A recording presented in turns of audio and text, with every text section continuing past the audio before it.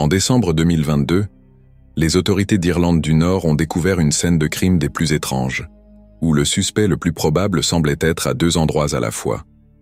Tout a commencé le 18 décembre, lorsque le youtubeur irlandais Vaude Saxon Rosset, de son vrai nom Stephen McCollin, âgé de 33 ans, a diffusé en direct une partie de GTA Vice City.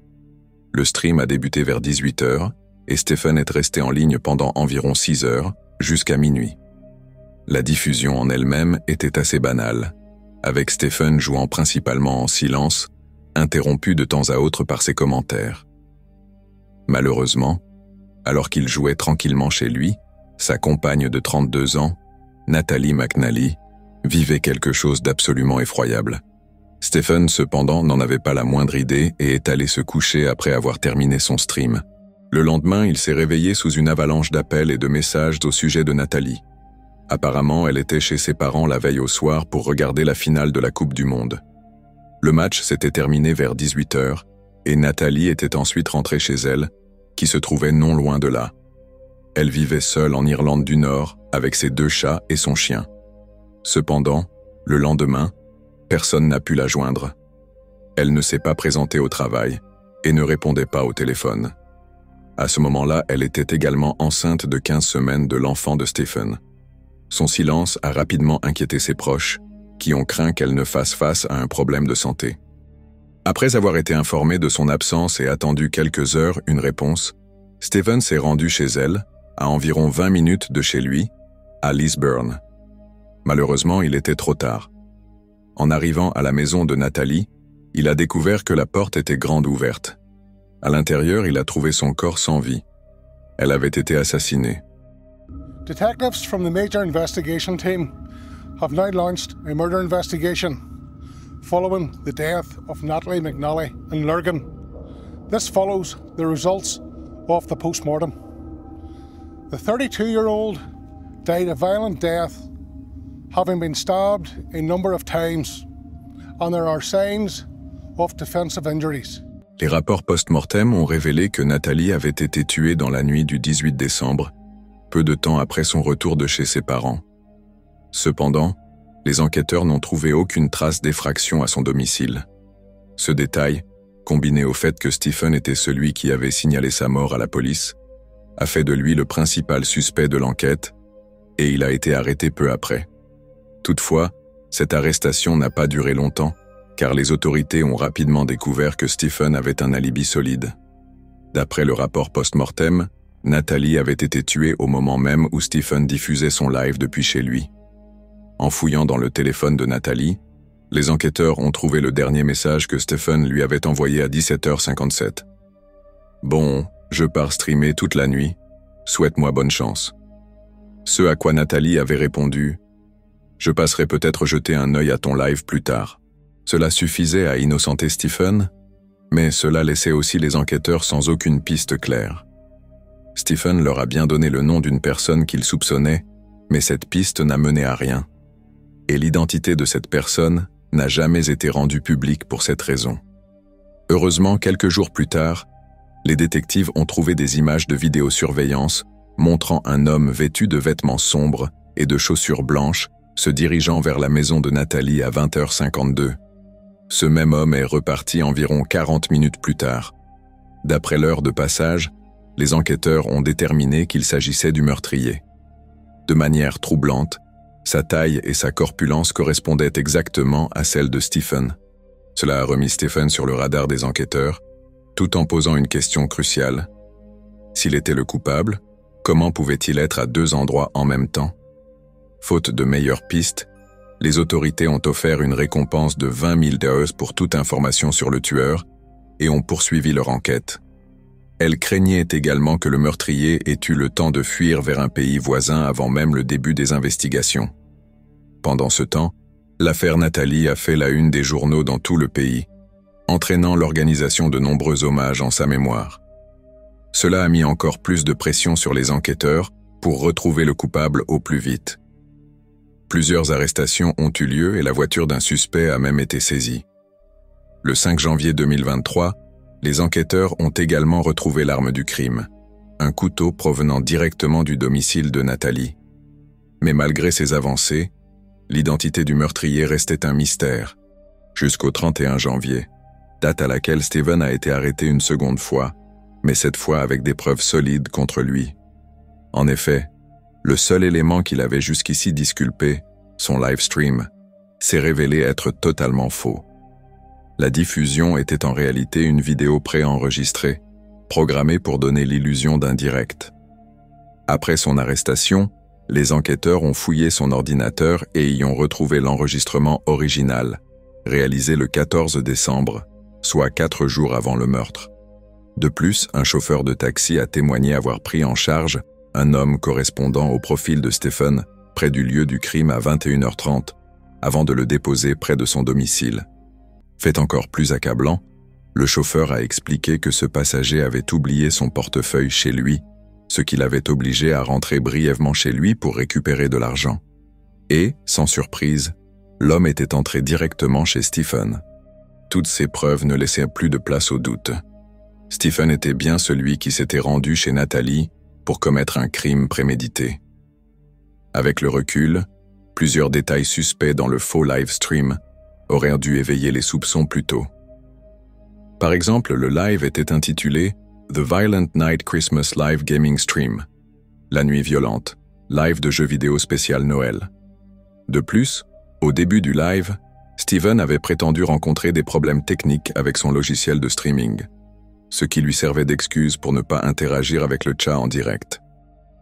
Well, because this streaming software is kind of up the left, it means I can't check the live chat, which is a real shame. So, by all means, talk amongst yourselves. Cela lui a permis d'éviter toute suspicion sur le fait qu'il ne réagissait pas aux messages des spectateurs, alors que l'interaction est justement l'un des principaux intérêts d'un live par rapport à une vidéo préenregistrée. Dès le début du stream, Stephen a pris soin de répéter à plusieurs reprises quel jour on était, afin de renforcer l'illusion qu'il diffusait en direct. Hello to all on this glorious Sunday evening. So I just thought, why not? I'm gonna do a live stream because this day next week is Christmas. So what more could you want for Christmas other than an evening with your old pal Stephen? C'était probablement une tentative de renforcer son alibi, comme pour dire « Regardez, j'étais bien en train de streamer ce soir-là, j'ai même mentionné la date au début. » En plus de cela, plusieurs moments du stream ont pris une signification bien plus troublante une fois la vérité révélée. Par exemple, à un moment, Stephen s'est mis à chanter à propos de tuer quelqu'un dans le jeu, une scène qui, avec du recul, pourrait aussi être interprétée comme une référence sinistre à ce qu'il venait de faire à sa petite amie. I need to kill it. I need to take her down. 'Cause I won't pass the mission if I don't get this to die. Tra-la-la. À un autre moment du stream, il fait un jeu de mots qui ressemble étrangement au prénom de Natalie et semble le trouver anormalement drôle. Yeah, that's physics. That's what would happen in the real world. Absolutely. Absolutely. Le moment le plus troublant, cependant, s'est produit vers la moitié du stream. Pendant qu'il était en pause, l'écran affichant « Retour bientôt » a soudainement été remplacé par une affiche du film de James Bond No Time to Die. Mourir peut attendre.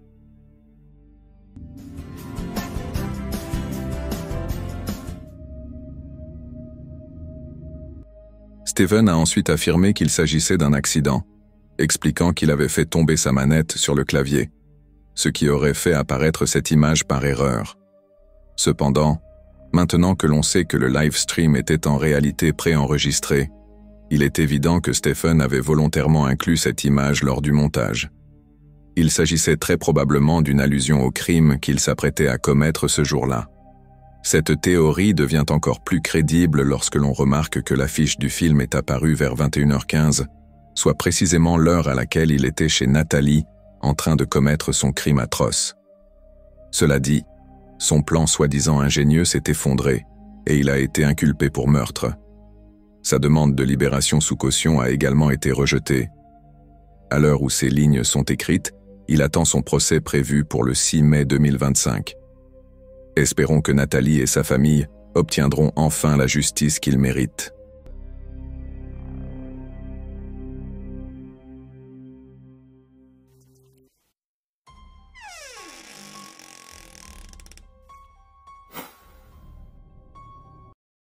Le 4 avril 2020, Ernest Wilson a lancé un live sur Facebook lors d'une fête à domicile, sans savoir que ce serait ses derniers instants en vie. Ernest était un employé d'entrepôt de 24 ans vivant à Baltimore, dans le Maryland. Sa seule passion dans la vie était de faire la fête, de jouer à des jeux de société et de les transformer en jeux d'alcool. Malheureusement, la pandémie de 2020 et le confinement qui a suivi ont entraîné la fermeture de tous les lieux publics qu'il fréquentait. Il a donc décidé de prendre les choses en main et a élaboré un plan solide. Il louait des Airbnb et organisait des fêtes sur invitation uniquement, qu'il appelait Game Night, en demandant des frais pour couvrir les dépenses et passer un bon moment avec ses amis.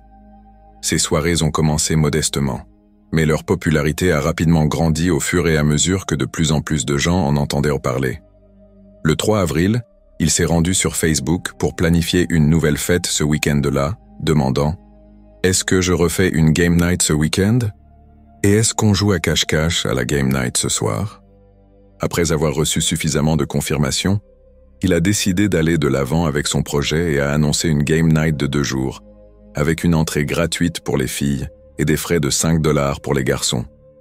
Peu après cette annonce, il a également publié un message sur les invités non conviés déclarant « S'il vous plaît, ne venez pas avec quelqu'un que je n'ai pas personnellement invité si nous n'en avons pas discuté avant.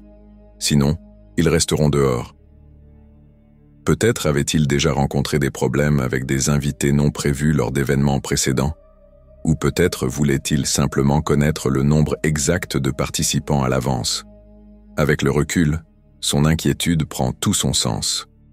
À l'approche de la soirée, Ernest a lancé l'événement, et tout s'est déroulé aussi bien qu'il pouvait l'espérer. Tout le monde dansait et passait un bon moment. Jusqu'à ce qu'à 2h30 du matin, le groupe décide de jouer à la partie de cache-cache dont ils avaient parlé plus tôt. Ernest a pris en charge le premier rôle de chercheur et a commencé un compte à rebours dans la cour arrière de l'Airbnb. 1, 2, 3, 4, 5, 6. Cependant, dès qu'il a commencé à chercher ses amis, il est tombé sur quelque chose de totalement inattendu. 1, 2, 3. Who the is that, G? I don't know. Get your on the other side of this gate. Who the This can't be one of my friends. Il a vu quelqu'un essayer de sauter la clôture et de s'introduire dans la propriété. La réaction appropriée aurait été de retourner à l'intérieur en sécurité et d'appeler la police pour signaler l'intrus. Cependant, Ernest était déjà sous l'influence de l'alcool à ce moment-là et a commis la plus grande erreur de sa vie. Il a décidé de confronter l'homme lui-même, et c'est là que les choses ont basculé. L'intrus était armé, et après un échange tendu, il a tragiquement abattu Ernest avant de prendre la fuite. Toute la scène a été captée en direct sur le livestream.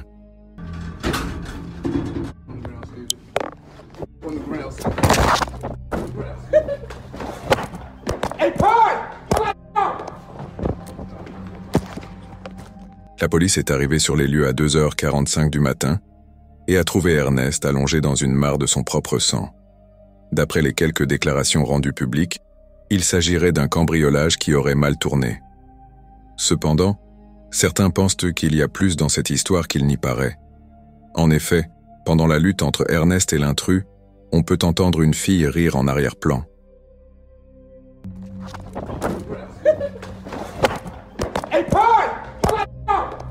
D'après certaines théories, cette fille était une complice de l'intrus, qui aurait prévu soit de cambrioler la maison, soit d'éliminer Ernest pour une raison inconnue. Une personne sur YouTube a écrit « Cette fille a essayé de laisser entrer quelqu'un par la porte d'entrée ou alors elle savait qui essayait d'entrer. En découvrant que la porte était verrouillée, elle leur a dit de sauter la clôture, c'était clair comme de l'eau de roche. Je commencerai par enquêter sur son petit ami. Malheureusement, d'après les informations disponibles, La police n'a jamais arrêté le suspect, et l'affaire d'Ernest reste ouverte à ce jour. Quelle que soit leur véritable intention, il est peu probable que nous le découvrions un jour, surtout 5 ans plus tard.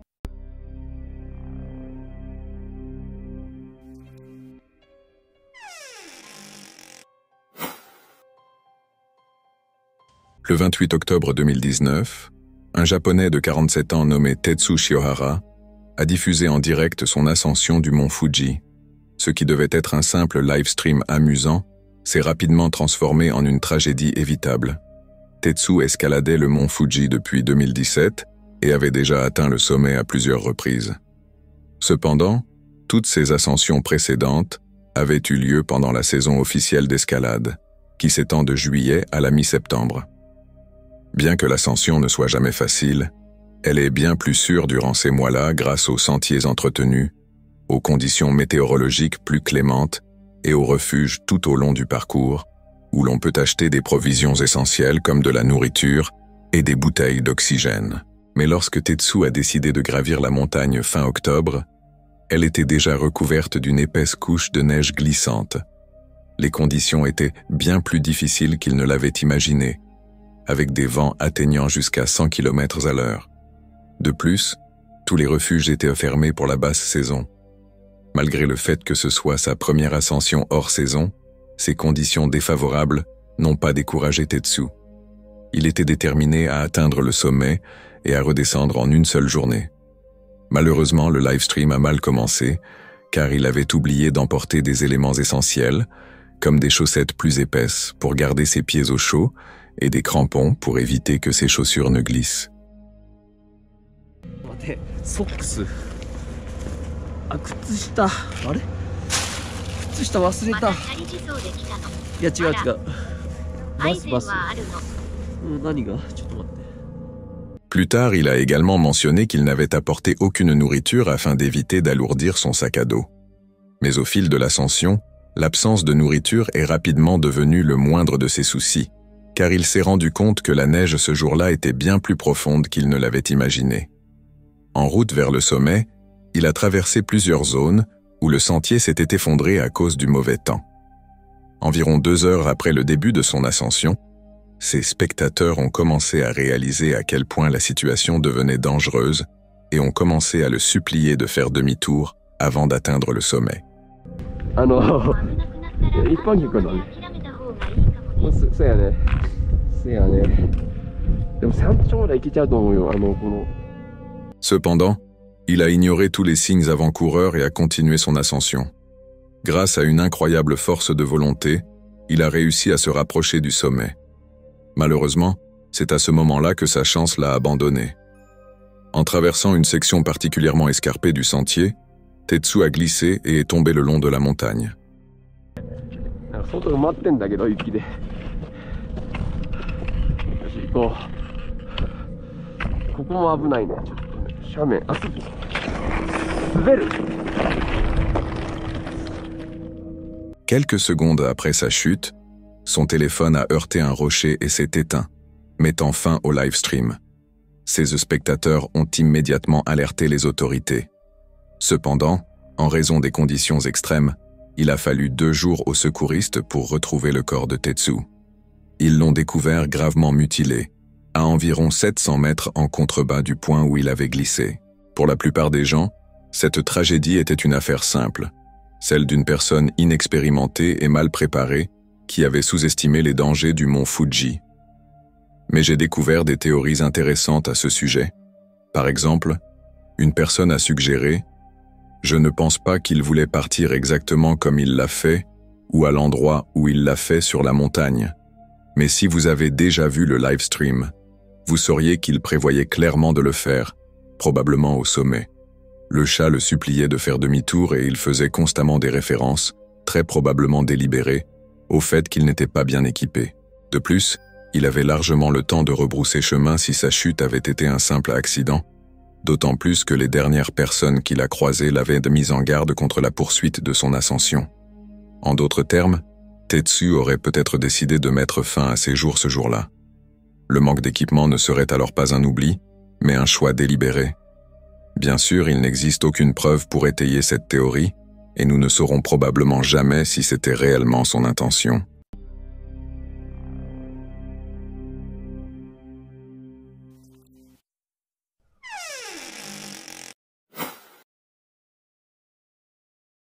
Le 7 septembre 2024, un homme de 32 ans nommé Joseph Couch a ouvert le feu sur des véhicules circulant sur l'I-75, près de la ville de London, dans le Kentucky. Il a réussi à toucher 12 voitures, blessant 5 personnes. Heureusement, aucune victime mortelle n'a été signalée.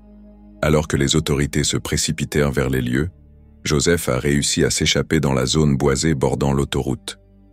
Les enquêteurs n'avaient alors pas d'autre choix que de fouiller la forêt nationale de Daniel Boone, dans l'espoir de retrouver le tireur. En parallèle, ils ont commencé à se pencher sur le passé de Joseph et ont fait des découvertes glaçantes. Il avait servi dans la réserve de l'armée de 2013 à 2019, avant d'être libéré honorablement en raison d'un trouble de stress post-traumatique, PTSD. Mais surtout, ce n'était pas sa première altercation avec la justice. En 2015, il avait été arrêté pour avoir jeté une pierre sur un chien avant de pointer un AR-15 sur son propriétaire.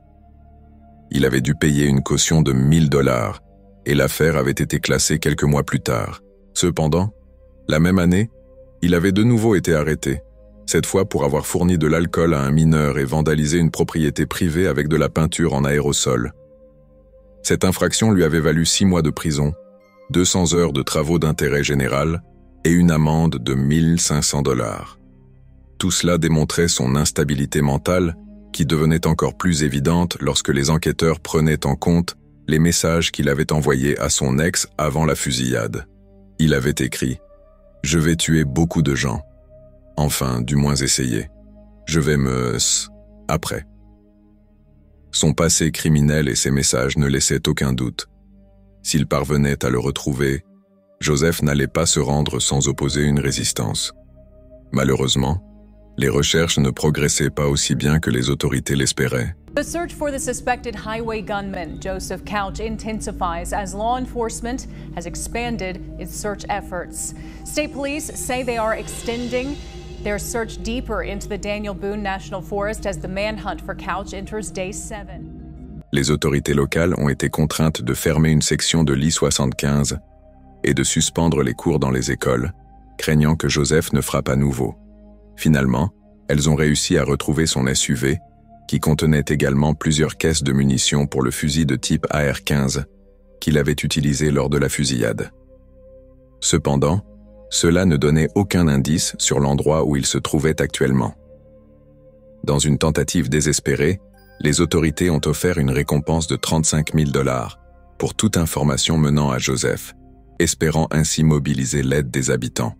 C'est à ce moment-là que le couple McCoy est entré en scène.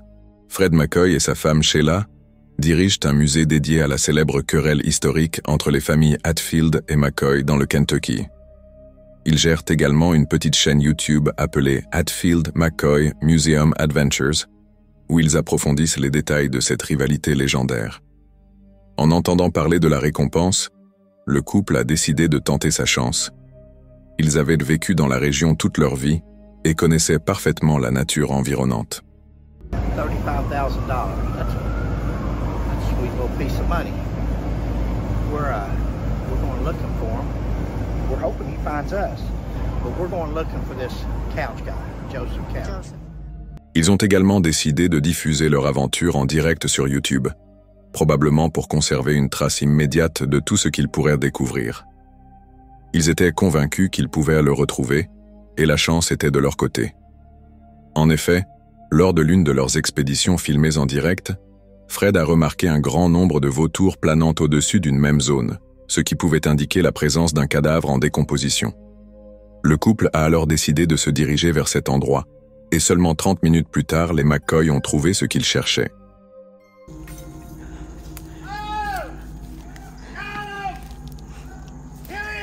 You found him? Oh, my Lanta. I'm coming. Oh, my Lanta, you found him? Oh, my Lanta. Ils ont immédiatement alerté les autorités, qui ont procédé à des tests ADN pour confirmer que le corps était bien celui de Joseph Cush. Un rapport d'autopsie ultérieur a également révélé qu'il avait bel et bien mis son plan à exécution, comme il l'avait mentionné dans son message. Après 13 jours de recherche, le mystère du tireur de l'I-75 a enfin été résolu, mettant fin à la chasse à l'homme et apaisant la peur qu'inspirait encore la présence de Joseph dans la région.